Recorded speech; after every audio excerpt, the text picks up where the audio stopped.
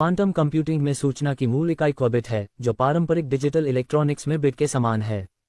शास्त्रीय बिट के विपरीत, एक क्यूबिट अपनी दो आधार स्थितियों के सुपरपोजिशन में मौजूद हो सकता है।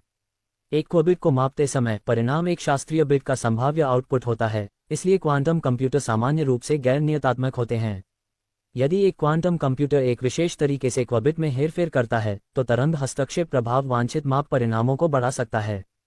क्वांटम एल्गोरिदम के डिज़ाइन में ऐसी प्रक्रियाएं बनाना शामिल है जो क्वांटम कंप्यूटर को कुशलतापूर्वक और तेज़ी से गणना करने की अनुमति देती हैं।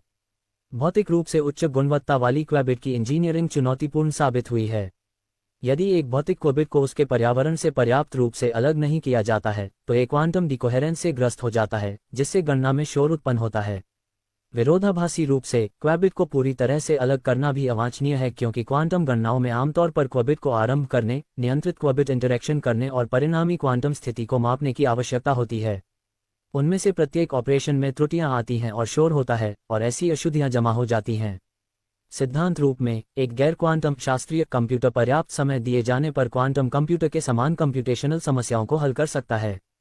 क्वांटम लाभ कंप्यूटेबिलिटी के बजाय समय जटिलता के रूप में आता है, और क्वांटम जटिलता सिद्धांत से पता चलता है कि सावधानीपूर्वक चयनित कार्यों के लिए कुछ क्वांटम एल्गोरिदम को सबसे प्रसिद्ध गैर क्वांटम एल्गोरिदम की तुलना में तेजी से कम कंप्यूटेशनल चरणों की आवश्यकता होती है।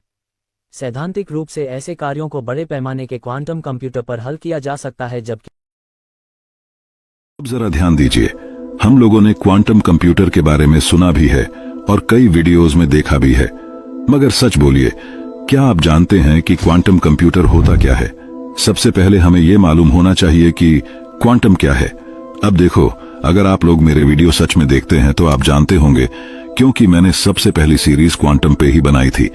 ध्यान दीजिएगा, इस वीडियो में अभी सिर्फ इतना कहूंगा कि क्वांटम कंप्यूटर एक ऐसी मशीन है जिसकी मदद से हम पूरे ब्रह्मांड के बारे में जान सकते हैं। जितने भी कैलकुलेशन है इस ब्रह्मांड में, हम क्वांटम कंप्यूटर से सब सॉल्व कर सकते हैं। जो भी पॉसिबिलिटी और प्रोबेबिलिटी है इस यूनिवर्स की, हम सबको सॉल्व कर सकते हैं। इसे सॉल्व करने के लिए हम ये क्यूबिट कैलकुलेशन की मदद लेनी होगी। क्या आप क्यूबिट का मतलब भी नहीं जानते? कोई बात नहीं, क्वांटम कंप्यूटर पे पूरे 10 पार्ट्स बनेंगे, जिससे आप थोड़ा थोड़ा और आराम से क्वांटम कंप्यूटर के बारे सब जान पाए। जिसके लिए आपको कमेंट में पार्ट 1 लिखना होगा। बहुत मजेदार टॉपिक है, आपको मजा आएगा।